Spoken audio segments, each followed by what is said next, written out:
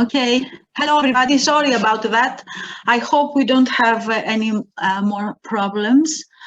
I will share my screen in just a moment. Here, okay. And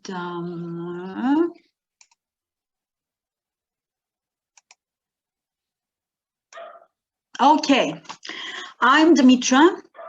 I live in Kalamata, Greece, and I work in secondary education as a language teacher at the 7th Junior High. I am also an adult educator. I am an educator of educators, and I have studied, and I like very much, career counseling and special needs education. I would like to welcome you all today to this presentation. And I would like to express my feelings about what's happening with this COVID pandemic and say that I wish we were under some sun, talking together or even drinking some wine at this hour. But let's hope that next time we will achieve that. So, welcoming you again. I proceed and we are going to talk about using this method, which is called transformative learning through aesthetic experience, to deal with stereotypes. And in this case, we will try to deal with technology stereotypes. And by the way, that's my last name under there, Dimitra Zanetaki. So, sorry, I forgot that with the internet problems. And let's say we are working with a group of adults and we find that something is going wrong. There are some ideas, some assumptions people make, some beliefs that are making our process of the lesson a little difficult. So we would like to bring it up to our group and challenge them with what we have seen. In this case, we are going to examine, the educator, let's say me, wants to work on the theme of fear of technology and wants to specify on using the internet generally and to complete e-banking transactions. So we will try to use a tool called TLTAE, I will elaborate in just a moment, by Alexis Kokos. And I think you are getting the message about what aesthetic experience is all about, seeing the Van Gogh picture in the back. It's using art to work with adults and children. I use it in my classroom, but I think transformative learning is a theory that is applied mostly in adult education. So that's what I call it for short, transformative learning through aesthetic experience. Art in getting to know things, to achieving knowledge. Alexis Kokos is the person that thought of bringing transformative learning and aesthetic experience together, and he is a professor of adult education in the Hellenic Open University. So, why are we using art so much in this practice, in this method? Just a moment. Okay, so let's say that our purpose is to, the purpose of our lesson is to, is technology skills, and in this case, completing, as I said before, e-banking transactions. But we might have as well side goals, like promoting life learning education or to help them realize that learning is a changing process. And if you change, you learn. And if you learn, you change. So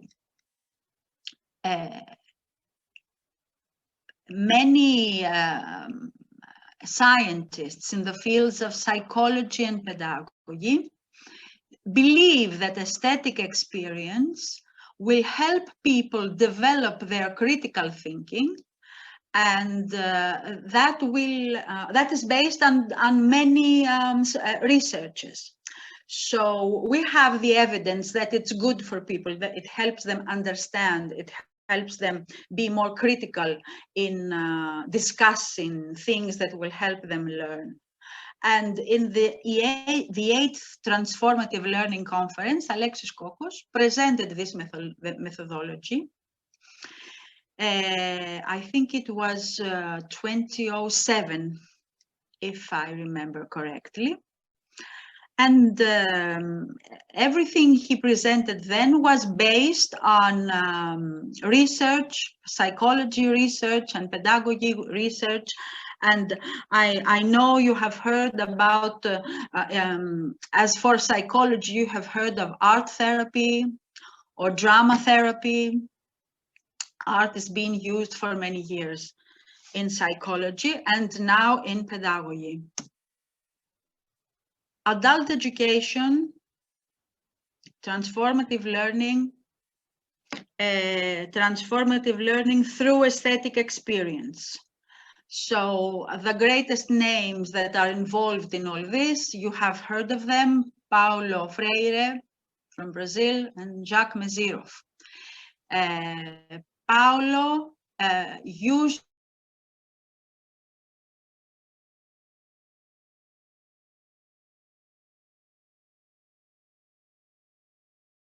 to say issues, and then he gave them the sketches and had talks about them. Jacques Mezirov is the one that he believed in free interactive discussion. And while students are interacting in discussion, their critical thinking develops. So it develops and helps them overcome their dysfunctional assumptions. And that's what we're going to try to do here. Maybe we have some stereotypes about technology, and you will use art and talking and discussing, trying to overcome the dysfunctional assumptions we might have concerning technology. So this method has 6 stages. So walk with me through those 6 stages. The first stage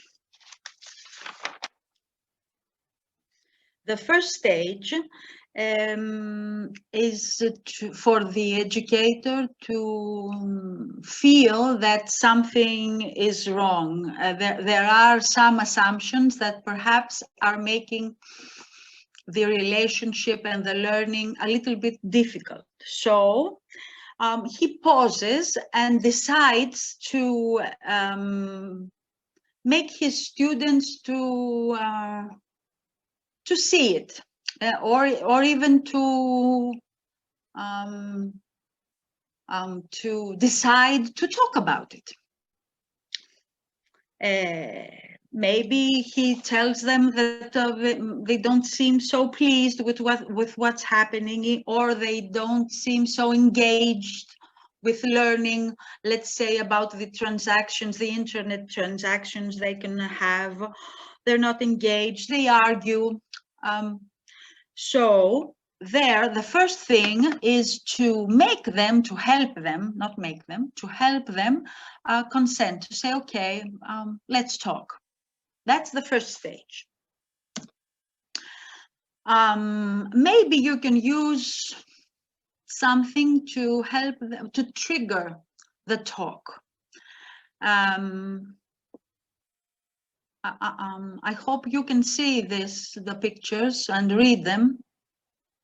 Is it clear for all of you? Okay, thanks. So maybe you can begin with this picture and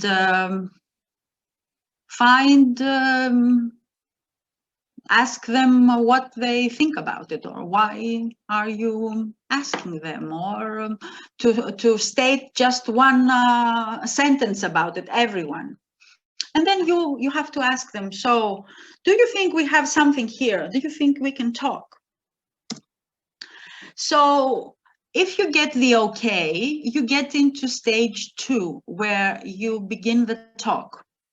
Maybe you would use the previous icon I showed you, or you could give them a piece of paper where the red letters are written, the red words, me and technology in everyday life, the story of a relationship. In this case, you tell them that what they need to write down is, how do they feel with technology? When did they first get involved with it? What problems do they have? Anything they can tell the storytelling about their relationship with technology. You might like to use the avalanche method or the snowdrift. Maybe some of you know this method. You have used it with your students. How do we use the avalanche method? First, you give them about 3 or 4 minutes to write down what they want to write down about either the previous icon, this one, or about me and technology in everyday life, the story of our relationship. And then you give them about 4 or 5 minutes to be in pairs and talk to each other about their stories. After they have talked to each other, they get in pairs of 4. That's the snowdrift thing. They're 1, and then they're pairs, and then they're 4s. And they all talk about their stories and exchange ideas. And they can write down the common things they have, the common parts their stories have. And then the whole group, let's say it's us and we're about 20 people, with a representative, of course, they come together, and each group of 4, via their representative, tell us what has happened in the group and what has been talked about. And we can write that down. So we write it down, and it's good if we have a big paper and write it down and then hang it in the wall where everyone can see it. What I got once I did this exercise, I did this method with people trying to tackle with stereotypes of technology, was, oh, it's too complicated. I like simplicity in my life, so I don't like the internet very much.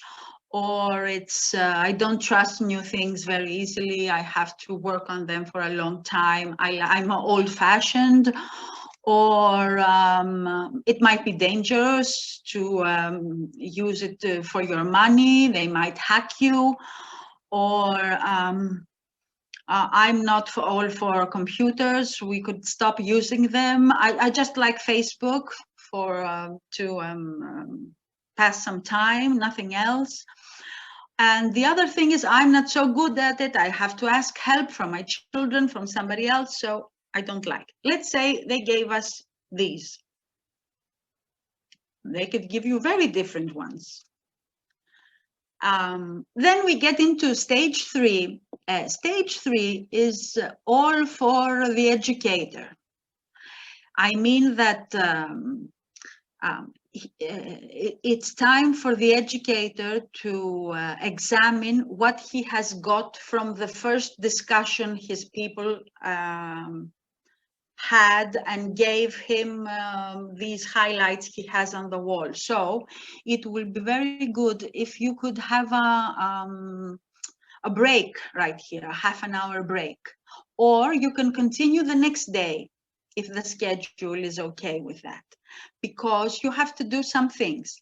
First, you have to read what they gave you, and you have heard the whole, not the whole the whole discussion, but some of it, and you can make sub-issues.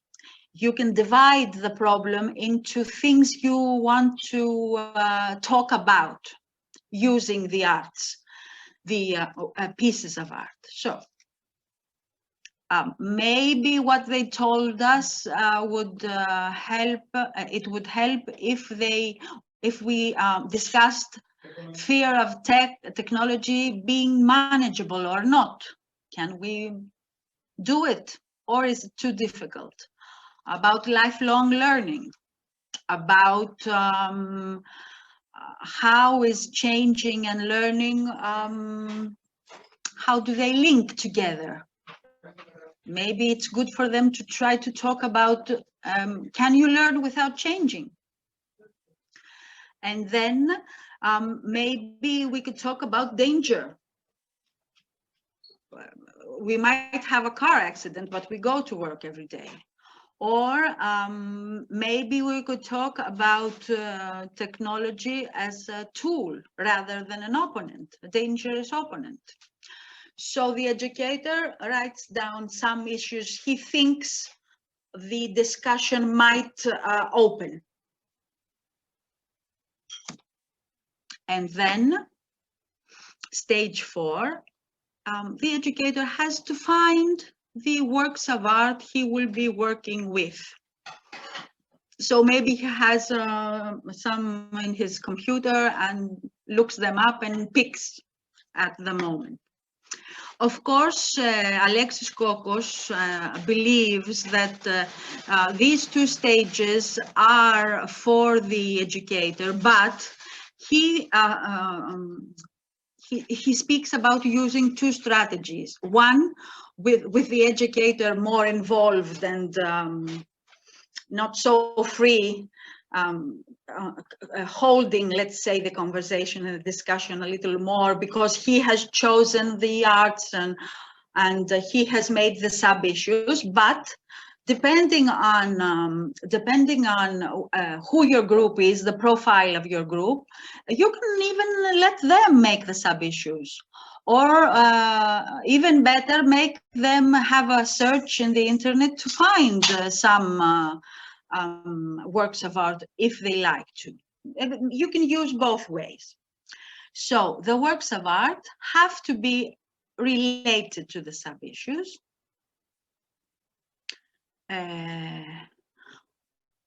They can be painting, sculpture, photography, literature, poetry, theater, cinema, dance, music, etc.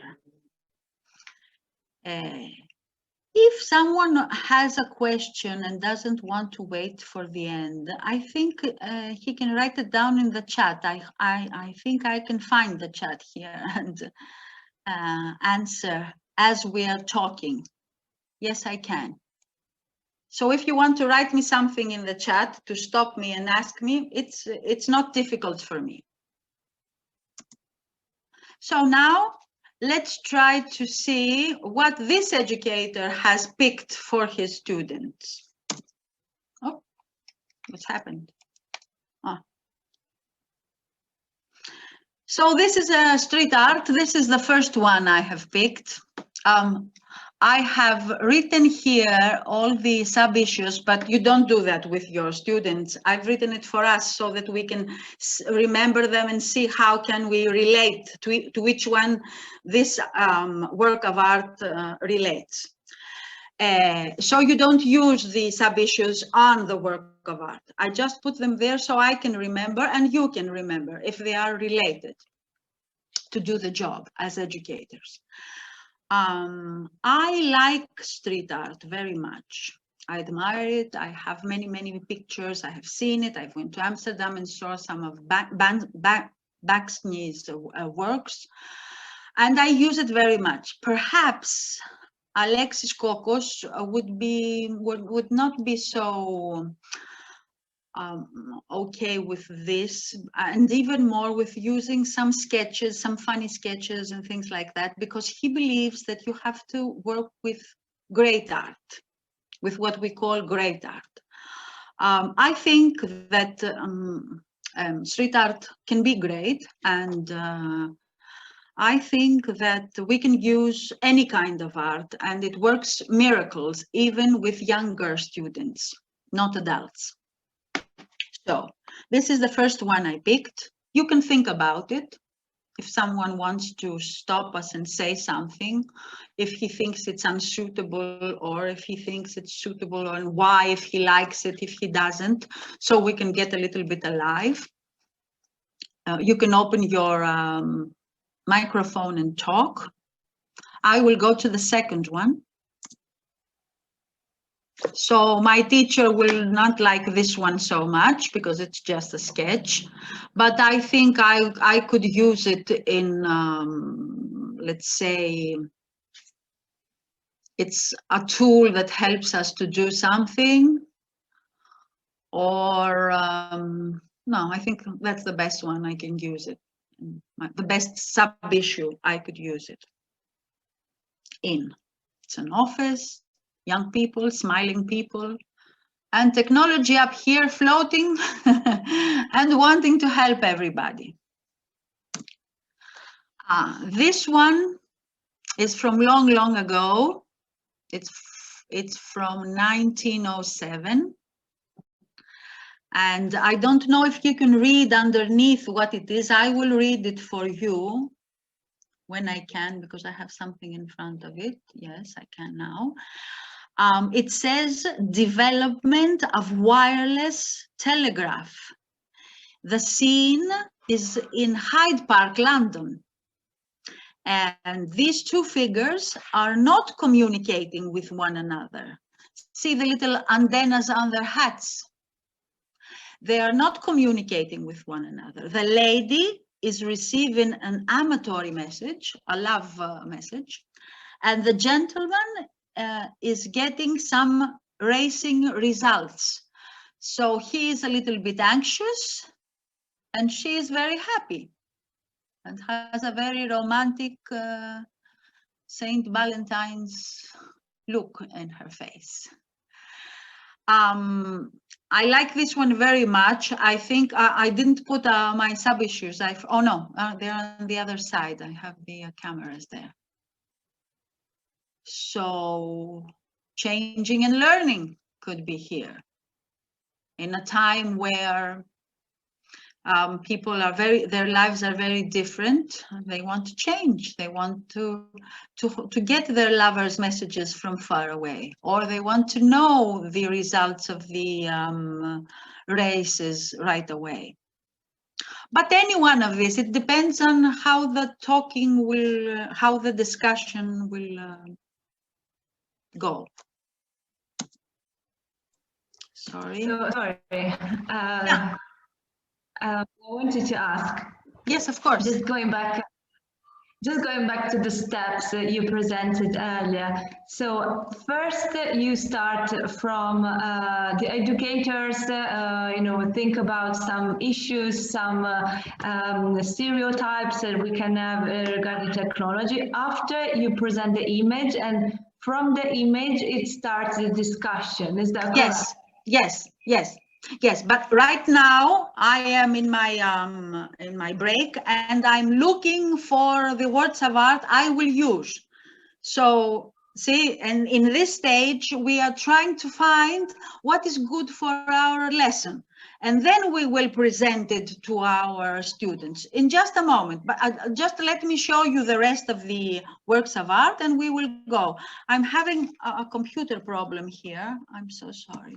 I have lessons every day with my students and never had an internet problem. Or now this thing doesn't move now. See, let me try. It goes like that. Okay. Now, I found this one. It's street art, and it's nature combined with technology. Half of it is tree, half of it is machine. See? And what struck me was that the green part was the machine part, and the black and white part was the tree part. I don't know. I thought people could talk about it very much. A lot. So let me try this way to go to the next one. This one I thought was dystopical. It's everyday life in places where life isn't very technological. And there are some, I don't know, walking robots. But she doesn't seem afraid. She seems that these are in her life, it seems, that she knows that they are there. Now, these are my picks. Every educator can pick something else, okay? Something he likes. I could have texts, but I was a little lazy to translate them in English. So that's why. And I thought that it would be nicer for you to see icons, pictures, than read stuff. So that's why everything is drawings here, is art, that kind of art. But we could have anything, even from Chekhov or from some play. I thought it would be easier in this presentation to use this. I'm still having my problems here, but I will solve them. Oh, yes, I would like you, sorry about that. And then I thought about my teacher and said, let's try masterpieces. Can we find a link to talk with our students? And I picked these, risking people not to understand it. I'm not sure that I didn't show them to real students yet. This one, I didn't show it, but I didn't pick it. But I would like to tell you that it's good to risk. Let's say the Annunciation of the Virgin. There's a little girl here, which is very young and with no experience. And suddenly in the church comes the angel, which is not walking, is floating and has wings. And he tells her that she's going to bear a child that will be God's child. And she accepts. And she accepts, and salvation is there. I don't know. Maybe people will like to talk about it. Maybe the colors, maybe, I don't know. The angels, the atmosphere. Who knows? If someone disagrees, I would very much like to hear his idea. Or if somebody thought of a picture or of a text he would like to use here. So I'm not gonna stay in this one. What drew me to this one is to the Jesus Prayer on the Mount Olives. They're both by El Greco. Last Christmas, before the pandemic, I was in Madrid and I visited Prado, and these were great paintings I saw there. So I am very much into El Greco these days. And here I saw something great is happening because God, Christ, which is a person and a God, meets his father somewhere here and says that he doesn't want to drink the cup. And the people are overwhelmed with what's happening and are sleeping. Maybe a discussion could derive from that. That's what I think. Maybe my students would think something different. Okay. So now we get into stage five, Laura. Stage 5 is to now I showed you 6, I think, works of art. There are too many. You need a lot of time to talk about 6. Maybe from the 6 I've got, I would try to pick the 3 of them, so the time will be less. There are too many. 6. So let's say that I've decided on the 3. I showed you 6 to understand the searching, how it goes. So now you have to present these 3 you have picked. And you have to analyze each one of them and critically connect it to the related sub-issues with a method I hope I will have time to show you. And each participant will have the chance to express his or her experiences, feelings, and thoughts. I'm going to the next one. Okay, here is very quickly. You can have your ideas about how to make the discussion and the analyzing of the arts. But what Alexis Kokos suggests is Perkins' model. Perkins' model gives you the questions you can use, and it's very helpful. These are the first questions you use. What are your first thoughts, your first reactions, your first feelings, your first questions? And you go all around everyone talking about reaction, thoughts, and questions. And then you go all around if they notice something interesting. But they don't have to know about art. They don't have to know the painter. They don't have to know history of art. Just a picture for them. And you tell them that. And the third question can be, well, is there something you need further clarifications on? Do you have any questions about what you see? And this is the top part of the discussion. So on the second part, we're going to go a little deeper, and the third one, even deeper, and talk critically about them. So still having the problem. Okay.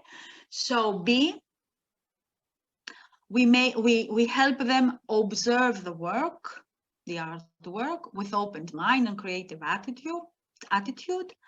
So we ask them questions like these. Is there any event or story you hadn't noticed before?